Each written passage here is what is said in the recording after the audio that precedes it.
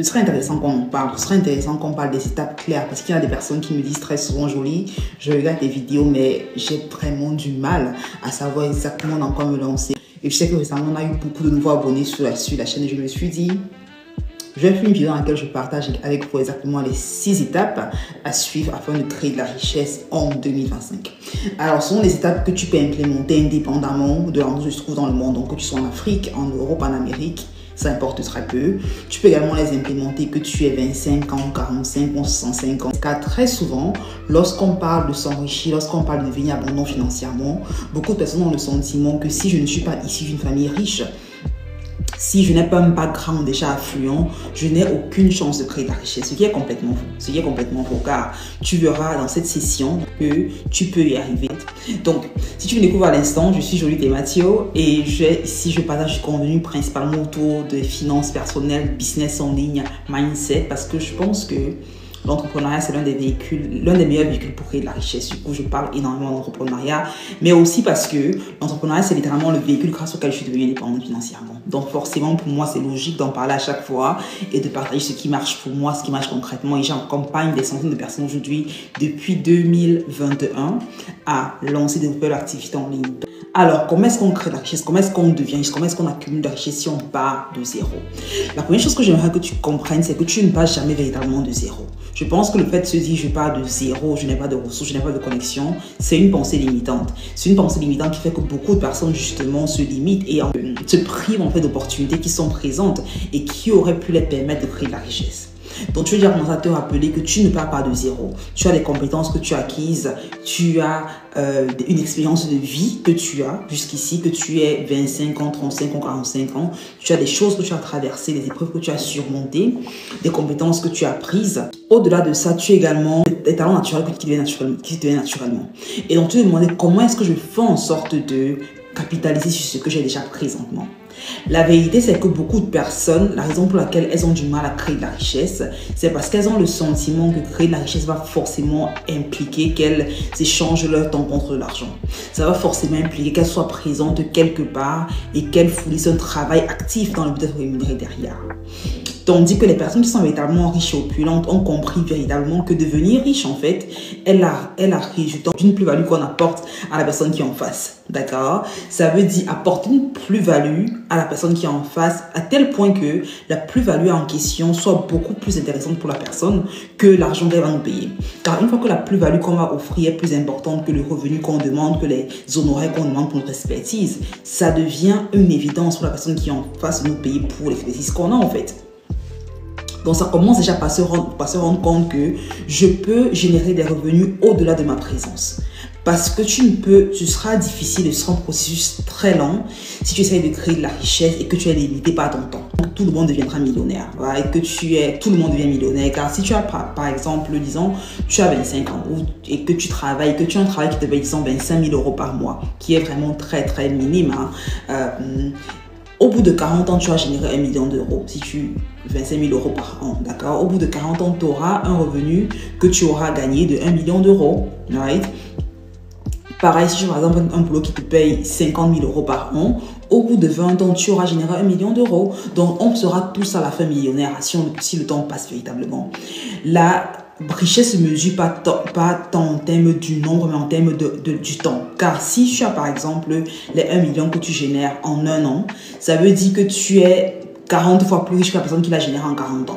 Right? Tu es 12 fois plus riche que la personne qui l'a généré par exemple en 12 ans. Donc le but ici, ce n'est pas tant de « oh, je veux devenir riche, mais au bout quand j'ai 60 ou 65 », c'est comment est-ce que je compresse le temps afin d'accéder à la capacité que j'ai à créer de la richesse. Et la première chose que tu vas avoir l'esprit, c'est de demander comment est-ce que je vais faire en sorte que je crée de la richesse au-delà de ma présence. Car si ton argent, si le revenu que tu gagnes est limité au fait que tu sois présent physiquement, que tu dois exercer des efforts physiques pour gagner des revenus, tu seras toujours limité. Et c'est la raison pour laquelle les riches s'enrichissent et les pauvres ont du mal à créer de la richesse. Pourquoi? Parce que les pauvres, en fait, ce qui se passe, c'est que ils doivent à chaque fois travailler pour l'argent, ok? Ils échangent du temps contre de l'argent. Le temps est une ressource finie parce qu'on a tous, chacun, un nombre d'années limité sur la Terre. C'est cette année des personnes que j'ai perdues qui avaient 30 ans, dans la trentaine, dans la quarantaine, la soixantaine. Donc, le temps est véritablement la ressource limitée qu'on a. Donc, on échange notre temps qu'on a qui est fini pour des revenus qu'on essaie de générer. On se rend rapidement compte que les revenus qu'on va générer seront toujours limités car on a tout simplement une limite en termes du temps qu'on peut travailler. On peut travailler par exemple plus de 12 heures par jour ou plus de 14 heures par jour. Ce n'est pas soutenable sur le long terme. Donc, comment est-ce qu'on fait pour créer la richesse? Je me rends déjà compte que je veux créer de la richesse au-delà de ma présence. Okay? Je veux faire en sorte que l'argent pour lequel je travaille dans un premier temps travaille plus dur pour moi que je n'ai eu à travailler pour lui. C'est la première équation fondamentale qu'on doit résoudre. Okay? Avant de penser à je veux augmenter mon revenu, on veut déjà se demander l'argent que j'ai aujourd'hui présentement, est-ce que l'argent que j'ai gagné jusqu'ici, est-ce que cet argent me produit de l'argent ou pas? Parce qu'il faut te rendre compte d'une chose. Si par exemple tu travailles depuis 5 ans ou tu travailles depuis 3 ans, tu travailles depuis 6 mois, ça importe peu, ok? Par exemple, moi j'ai commencé à travailler en 2018, j'ai commencé avec mon stage en 2018. 2018, après en 2019, je suis à la temps plein. Et en 2020, fin 2020, je suis à temps plein en tant qu'entrepreneur. Et ça fait donc depuis fin 2020-2021, je suis entrepreneur à temps plein. Donc ça veut réellement dire que je travaille depuis 6 ans aujourd'hui, right? Et donc je me demandais, ok, ça fait combien de temps que je travaille, ok? Et voilà les revenus que j'ai générés. Des revenus que j'ai générés, comment cet argent travaille pour moi aujourd'hui?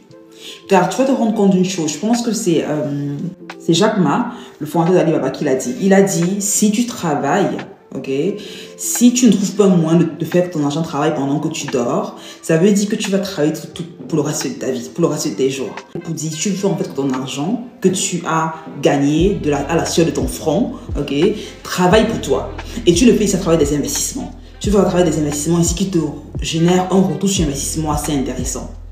Beaucoup de personnes, lorsqu'elles gagnent de l'argent, beaucoup vont prendre cet argent-là et le mettre dans une tontine qui leur donne 0% d'intérêt.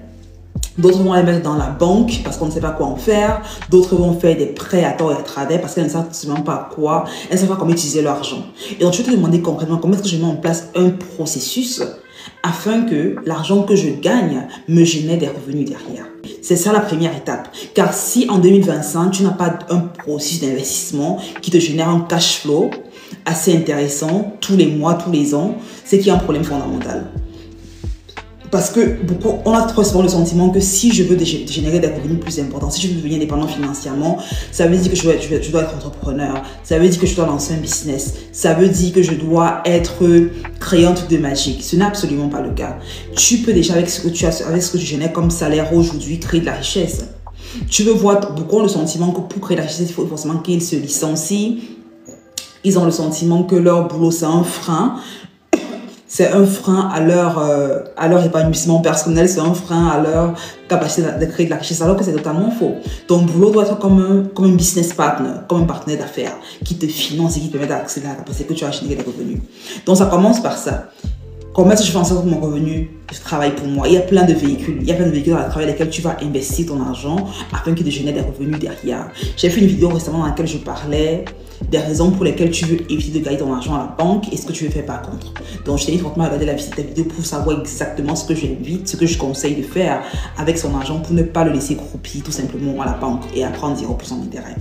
Et l'une des raisons fondamentales pour lesquelles tu veux investir ton argent, au-delà du fait que tu vas avoir une plus-value, vient également du fait qu'on vit à une ère où le taux d'inflation est assez important. Right? Si tu as par exemple remarqué que par exemple, quand tu vas faire tes courses au magasin, les produits que tu achetais par exemple avec, disons, 100 € en 2022 ou en 2021, aujourd'hui avec les mêmes 100 €, tu achètes beaucoup moins de produits. Right? C'est ça en fait l'inflation. Ça veut dire que l'argent que tu as moins de valeur. L'argent que tu as peut te donne un pouvoir d'achat plus bas que par le passé. Et c'est la seconde raison pour laquelle tu investis. Parce que si l'argent que tu as, en fait, tu le gardes à la banque, tu le gardes sous le matelas, tu le gardes à la maison, tu le gardes dans une tontine qui te rapporte 0% d'intérêt, ce qui se passe, c'est que tu es en train de t'appauvrir à temps réel. Ok, ça veut par exemple dire si j'ai par exemple 1000 € que j'ai économisé, au lieu d'investir ces 1000 € là, je les ai plutôt mis dans une banque ou sous le matelas.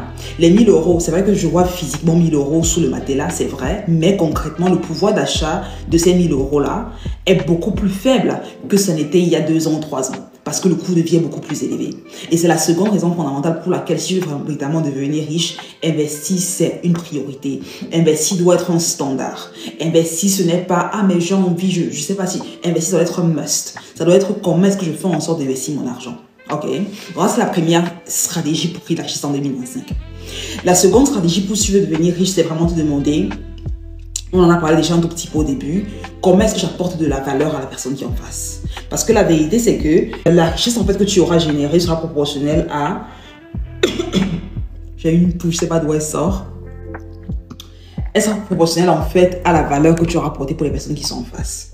Et il y a différentes personnes à laquelle tu peux apporter de la valeur. Ok? Quand on parle d'apporter de la valeur, très souvent les gens sont confus. Parce qu'ils se disent, ah, ça veut dire quoi apporter de la valeur? Créer de la valeur veut tout simplement dire, tu veux penser à quelqu'un d'autre que toi-même. Demande-toi, quel est le problème que je vois actuellement? Quelles sont les compétences que j'ai acquises jusqu'ici? Quelle est mon expérience de vie? Quelle est la demande que je perçois actuellement sur le marché? Et comment est-ce que j'utilise soit mon bagage intellectuel, mon bagage d'expérience afin de résoudre le problème en question? Ou comment est-ce que je vais acquérir les compétences nécessaires pour résoudre le problème en question? Ok, afin que la personne qui est en face soit prête à échanger son argent contre la compétence que j'ai, contre le savoir que j'ai, contre la solution que j'ai créée pour lui. Ça veut donc dire que tu dois être assez concentré en fait sur le problème de quelqu'un en face et créer une solution à ce problème-là qui est assez pertinente, qui est assez facile à utiliser afin de justifier le fait que la personne te paye pour l'expertise, pour la solution en question. Et très souvent, quand on en parle comme ça peut avoir l'air très intimidant. On se dit, mais Jolie, qu'est-ce que je vais devoir créer? Ça allait totalement dément. Je ne sais pas trop par où commencer. Mais regarde déjà où tout doit être fait et je t'invite à faire une introspection. Demande-toi, quelles sont les compétences que j'ai acquises depuis que je travaille, depuis que j'existe en fait, depuis que je vis, depuis que je suis conscient. Quand j'ai par exemple fait cet exercice en 2020, que je voulais vraiment me mettre à mon compte, à ce moment-là, je travaillais comme data scientist dans une boîte à Francfort, bien huppé. Et à ce moment, je me suis dit, ok, j'ai deux choix s'offrent à moi. Je peux continuer à travailler comme data scientist dans cette boîte, avoir un salaire qui est relativement intéressant, ou je peux aller hors de ma zone de confort, apprendre des compétences on demande autour d'un problème qui est pressant à résoudre et les offrir à quelqu'un derrière, les offrir à des entreprises derrière. Et c'est comme ça que j'ai lancé ma boîte de marketing, ma boîte de consulting, right? Parce que je me suis rendu compte que le marketing numérique, l'IA, l'automatisation étaient des compétences en demande que beaucoup d'entrepreneurs, beaucoup de chefs d'entreprise avaient besoin et qu'ils ne savaient pas comment les acquérir. Ils n'avaient pas soit le temps, soit l'envie de les acquérir. Je me suis dit, tu sais quoi, je vais acquérir ces compétences-là et les offrir derrière. En tant que freelance, après j'ai lancé mon agence de marketing et ainsi de suite. Mais j'ai trouvé un problème que j'ai résolu avec mon expertise. Il y a une cliente que j'accompagne qui, elle est dans la comptabilité, elle travaille comme comptable, elle a fait des examens de comptabilité. Après, elle s'est rendue compte que beaucoup de personnes avaient du mal à passer l'examen de comptabilité. Et donc, ce qu'elle a fait, c'est qu'elle a créé une formation, un programme de coaching à travers laquelle elle aide les personnes qui veulent devenir comptables à apprendre des compétences, à passer l'examen assez rapidement, à trouver un travail comme comptable. Donc, elle a littéralement commencé en 2000. On a commencé ensemble en fin 2021. On traduit ensemble, je génère littéralement plus de 6 chiffres par mois. Il y a par exemple un coach addiction avec qui je travaille qui aide justement des hommes qui ont des addictions à l'alcool, à la cigarette, aux films d'adultes. Je ne vais pas dire beaucoup de personnes pour ne pas être flagué sur la plateforme. Il les aide justement à aller au-delà de ces addictions-là pour devenir plus sain et plus équilibré dans leur vie de famille. Donc tu peux littéralement t'inspirer de ton expérience de vie afin de créer un cours, une formation, un accompagnement ou créer un service que tu vas offrir ici. D'accord? Et il faut que la raison pour laquelle c'est important que tu te rendes compte de ça, c'est parce que très souvent on est limité, parce qu'on a le sentiment qu'on peut uniquement gagner ce qu'on a, ce que notre emploi nous donne. Il y a beaucoup de personnes avec qui je parle qui me disent, Jolie, moi j'aimerais gagner plus, mais moi j'aimerais éponger mes dettes plus rapidement, j'aimerais investir dans une capacité plus importante, mais je ne gagne que tel montant. Voilà tout ce que je gagne à mon boulot. Et souvent, je leur dis, mais attends, le revenu que tu gagnes à ton boulot, en fait, n'est pas une déterminante du revenu que tu peux gagner dans ta vie, en fait. Beaucoup de personnes, vu qu'on commence à travailler, c'est la routine métro, boulot, dodo, à la fin tu reçois ton salaire. Beaucoup de personnes sont devenues conditionnées et pensent en fait que le salaire qu'elles gagnent à la fin du mois, c'est tout ce qu'elles peuvent avoir. Right? Et c'est une grosse pensée limitante qu'il faut littéralement qu'on efface. Parce que le salaire que tu gagnes présentement n'est qu'une réflexion de la valeur que ton employeur pense que tu lui apportes. Mais ce n'est pas la valeur intrinsèque que tu as. Ce n'est pas la valeur intrinsèque de ce que tu peux accomplir. Ce n'est pas la valeur intrinsèque de ton potentiel. Ton potentiel, lui, il est illimité en fait. Et donc, si ton potentiel, par exemple, est ici, et que tu as avec un employeur qui utilise uniquement ça de ton potentiel, et qui te paye, par exemple, 2000 euros, 3500 euros à la fin du mois de net, et que tu te dis, oui, mais Jolie, moi, je gagne 3500 euros par mois, j'ai du mal à augmenter mes revenus. Tu te dis, mais non, parce que 3500 euros que tu gagnes, c'est là, ton potentiel, il est ici, en fait. Il est important que tu te rendes compte qu'il y a un gros déphasage entre mon potentiel réel et ce que je gagne actuellement. Et si je veux que mon potentiel, et si je veux que mon revenu soit le reflet de mon potentiel, qui lui est beaucoup plus important, il est impératif que je sois hors de ma zone de confort. Il est impératif que j'apprenne de nouvelles compétences. Il est impératif que je sois en train de me challenger au quotidien. Parce que c'est insensé de penser que tu auras des résultats différents si tu fais la même chose encore et encore et encore.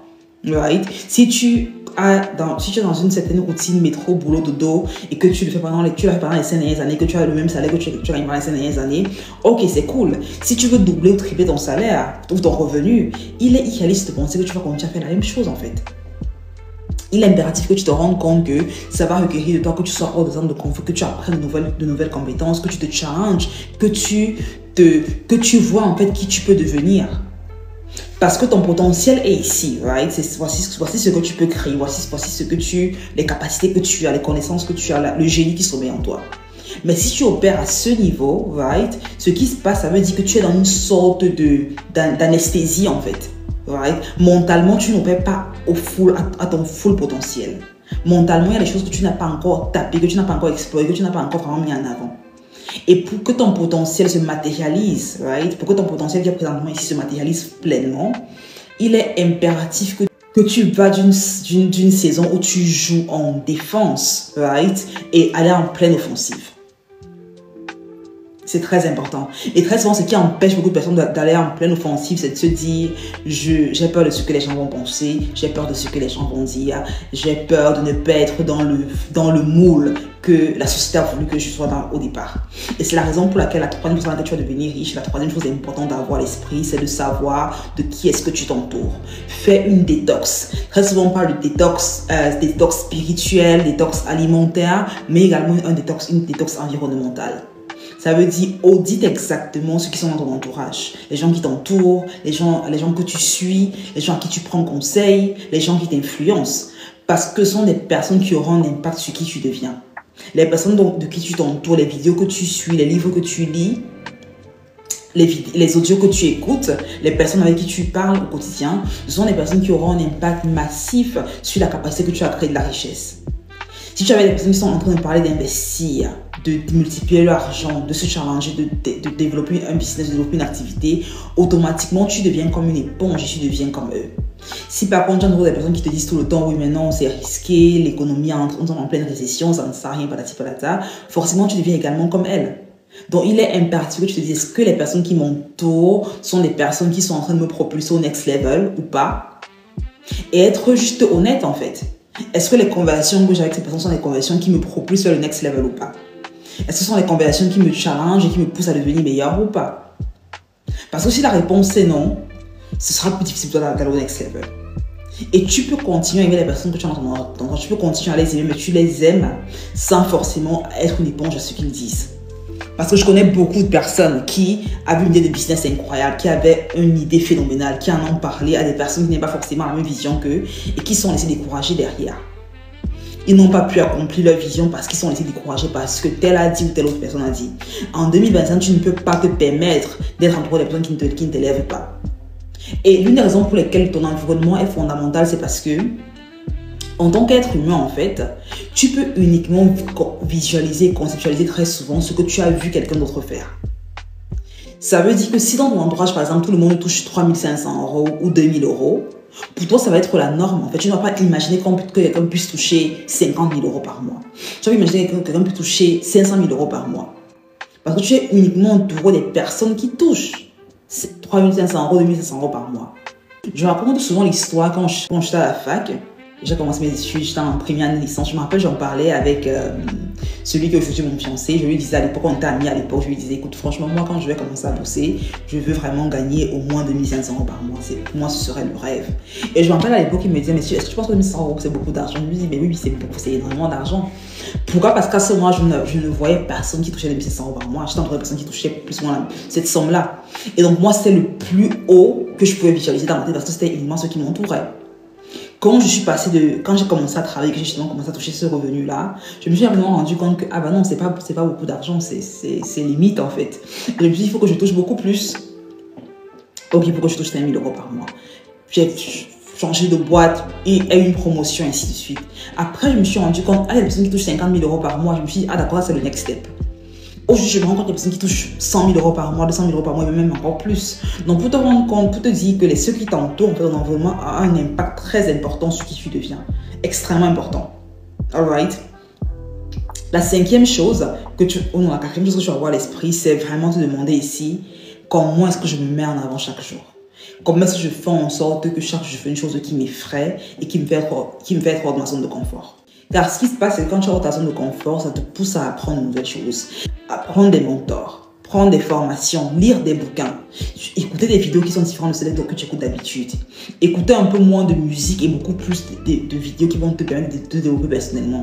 C'est vraiment te cultiver autour de ce que tu vas accomplir. Car si tu veux on parle ici d'acquérir des compétences complémentaires, d'acquérir des compétences supplémentaires, de les vendre derrière, ce sera impératif en fait que tu les apprennes, que tu dédies du temps pour les apprendre. Tu vas pas dire que bon, j'ai appris ça pendant un mois et puis j'ai jeté l'éponge. Non. Tu dois dire que bon, pendant le premier trimestre de 2025, tous les soirs, je dédie 1 heure à apprendre telle compétence. Pendant le deuxième trimestre, je dédie 1 heure à apprendre telle autre compétence. Et voilà comment est-ce que je vais l'implémenter, voilà comment est-ce que je vais la mettre en avant. C'est très important car au final, je dis souvent que le meilleur investissement que tu puisses avoir, c'est toi.